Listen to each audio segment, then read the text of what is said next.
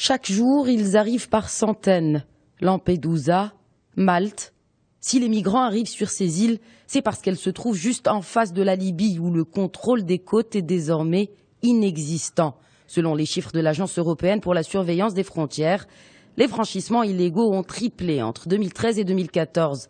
Il existe principalement 2 routes vers l'Europe. Les Afghans ou les Syriens arrivent par l'Est, mais l'essentiel du flux se concentre en Méditerranée.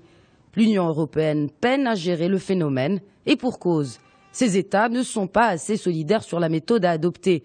Du coup, chacun verrouille ses frontières à sa manière. La Belgique réduit ses centres d'accueil pour réfugiés. L'Allemagne et l'Autriche préfèrent délocaliser ces centres dans les pays de transit, en Afrique du Nord notamment. Mais l'Italie reste le principal point de débarquement de migrants. Et le nouveau foyer djihadiste se développe aux portes de l'Europe. La Libye alimente les pires craintes.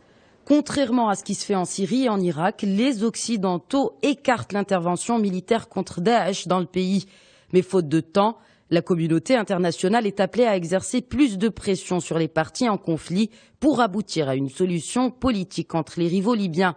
Un autre spectre plane sur l'UE, ce sont les jeunes Européens qui partent combattre en Syrie ou en Irak, et certains reviennent. Ainsi, renforcer le contrôle aux frontières devient une priorité, avec parfois le risque de tomber dans la stigmatisation ou l'amalgame.